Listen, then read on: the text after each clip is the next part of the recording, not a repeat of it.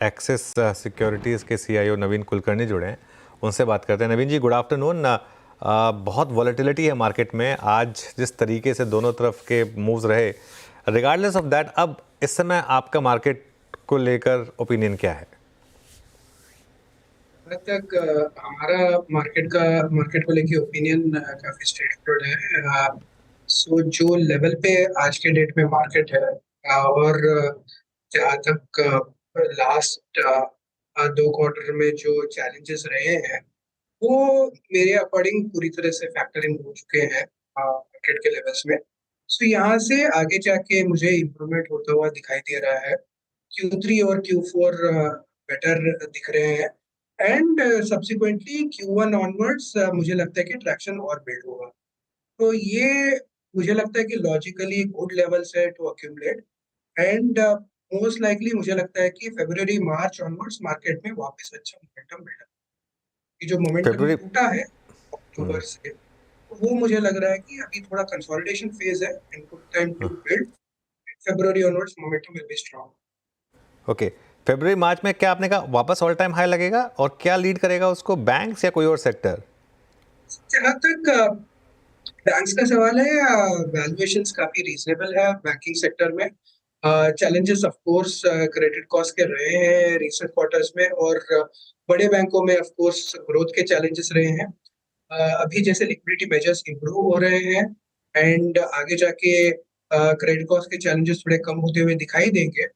मुझे लगता है कि बैंकिंग जो सेक्टर है वो काफी अच्छा कर सकता है। इवन छोटे बैंक्स भी अच्छे परफॉर्म कर सकते हैं। तो नया हाई बनाने का चांस फरवरी मार्च नहीं तो let's say by mid of next year का मुझे लगता है कि चांस काफी ज्यादा है। ओके, तो फेब तक का मोमेंटम एक्शन, और आई गेस वो बजट के बाद पूरा एक्शन जोर पकड़ेगा और वो रेट हाइक की भी सिचुएशन शायद तभी उभर कर आएगी। Banks financial of course leadership position में रह सकते हैं, लेकिन आज हमने काफ़ी डिटेल में चर्चा ऑफ कोर्स भारतीय एयरटेल की 4% ऊपर है। टेलीकॉम स्पेस में क्या आपको लग रहा है ये टैरिफ हाइक का सिलसिला फिर Q4 में रिफ्लेक्ट फिर से होना शुरू करेगा? क्योंकि उसका एक हिस्सा हमने Q2 Q3 में प्ले आउट होता देखा है। अगली हाइक कब आ सकती है? क्या कुछ गणित बैठा पाए हैं आप लोग? जहां तक टेलीकॉम में टैरिफ हाइक्स का सवाल है, अभी जो फिलहाल पे जो टैरिफ हाइक्स हुए हैं, मैं ये बोलूंगा कि इसका जो एब्जॉर्प्शन है वो 100% नहीं है। लेट्स से 95% एब्जॉर्प्शन है, राइट। जहां तक जो बड़े प्लेयर्स जिन्होंने टैरिफ हाइक लिए, थोड़ा बहुत मार्केट में ये देखा गया है कि थोड़ा सिम कंसोलिडेशन हुआ है, और थोड़ा सा कस्टमर लॉस भी हुआ है फॉर बड़े प्लेयर्स। तो उस हिसाब से मुझे लगता है कि जो नेक्स्ट टैरिफ हाइक आएगा उसको थोड़ा टाइम लगेगा, क्योंकि ये पूरी तरह से कंसोलिडेट हो जाए, एंड उसके बाद मुझे लगता है कि may be same time next year tariff hike की संभावना बन सकती है। बहुत जल्दी नहीं बनेगी, क्योंकि टेलीकॉम में टैरिफ हाइक वैसे भी काफी समय लगते हैं आने के लिए। ओके, तो टाइम लग सकता है वो टैरिफ हाइक के लिए। Let's see how it plays out. लेकिन भारती पर आप बुलिश रहेंगे? भारती और हेक्साकॉम दोनों पर पोजीशंस लेना शुरू करें? सिर्फ भारतीय जहाँ तक है वो हमारा काफी बड़ा पोजीशन है, तो उस हिसाब से हमारा व्यू इस पे कंस्ट्रक्टिव है, क्योंकि टेलीकॉम एक सेक्टर है जहाँ पे consistent earnings and cash flow की विजिबिलिटी बन रही है। इसके अलावा टेलीकॉम सेक्टर में जैसे भारती का सवाल है, वहां पे आगे जाके सिर्फ ग्रोथ की प्रॉब्लम सॉल्व नहीं हो रही है, इसके अलावा कैश फ्लो का इम्प्रूवमेंट काफी दिखेगा, क्योंकि केपेक्स रिक्वायरमेंट्स भी थोड़े से कम होते हुए दिखाई देंगे। क्योंकि लास्ट 2 साल में 4G और 5G केपेक्स काफी हुआ है, स्पेशली 5G केपेक्स काफी हुआ है, एंड नंबर ऑफ टावर्स भी इंक्रीज किए हैं, नंबर ऑफ लोकेशंस इंक्रीज किए हैं। तो उस हिसाब से जब केपेक्स कम होगा तो कैश फ्लो इंप्रूव होगा, तो उस हिसाब से यील्ड बढ़ेगा। तो that context Bharti will continue to remain an interesting battle. Okay, meanwhile bank Nifty में बहुत शानदार क्लोजिंग आ रही है, अब 53,570, और अब बैंक निफ्टी 363 पॉइंट ऊपर, मतलब डे लो से 1300 पॉइंट की रिकवरी बैंक निफ्टी में। एक ऐसे दिन में जहां कोई ट्रिगर नहीं था मार्केट के पास, लेकिन शानदार रिकवरी।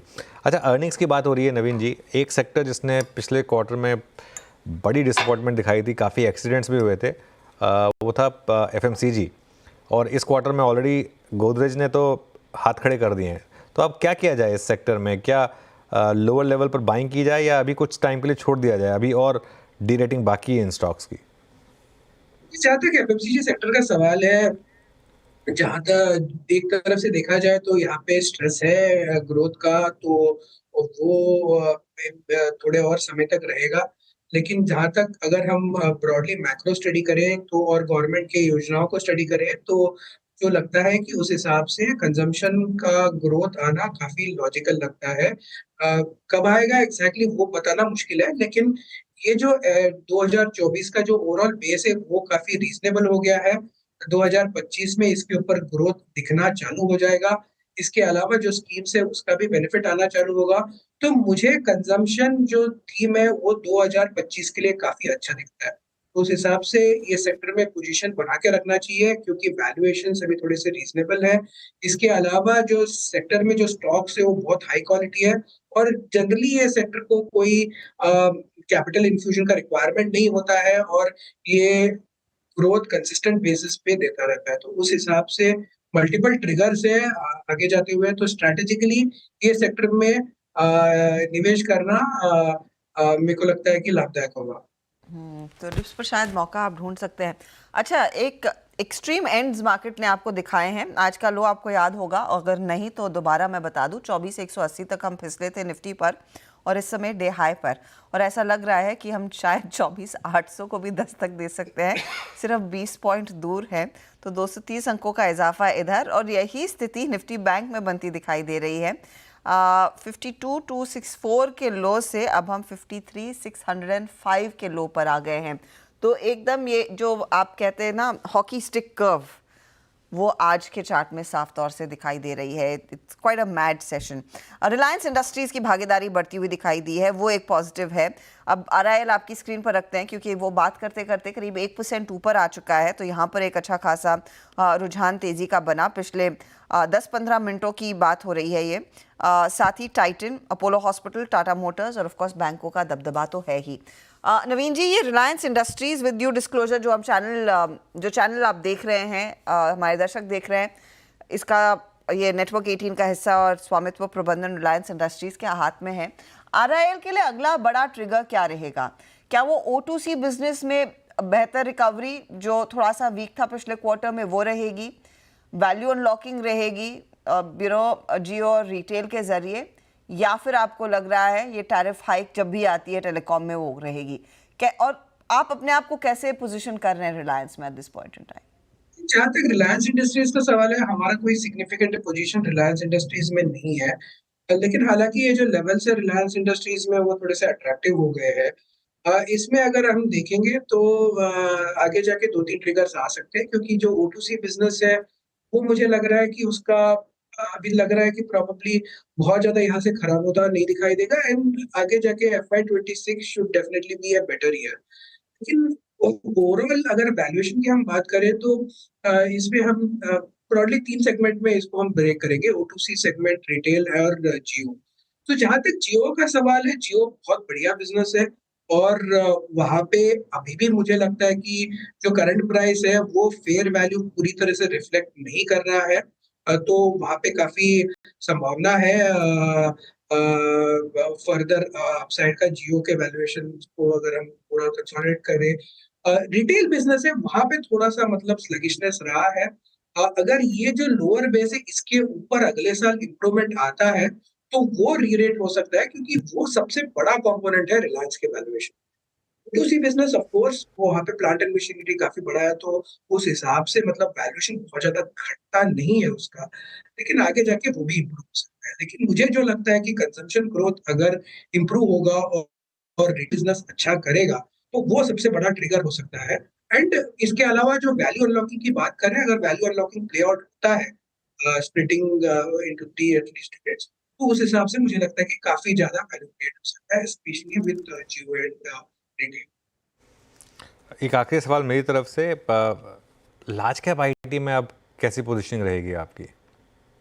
जहाँ तक लार्ज कैप आईटी का सवाल है, हमने ये जो रिसेंट रैली है ये हमने मिस किया है, तो हमारा कोई सिग्निफिकेंट पोजीशन नहीं है, लेकिन ये स्पेस को हम क्लोजली वॉच कर रहे हैं। 2025 अच्छा साल हो सकता है आईटी को, कंसिडरिंग यूएस इकोनॉमी में एक्सपेक्टेशन है कि इम्प्रूवमेंट आएगा, नई गवर्नमेंट और नए एडमिनिस्ट्रेशन में इम्प्रूवमेंट आ सकते हैं कॉर्पोरेट टैक्स रेट के हिसाब से एंड मल्टीपल अदर ट्रिगर्स जो बात कर रहे हैं, तो उस हिसाब से डोमेस्टिक आईटी कंपनीज के लिए पॉजिटिव हो सकता है।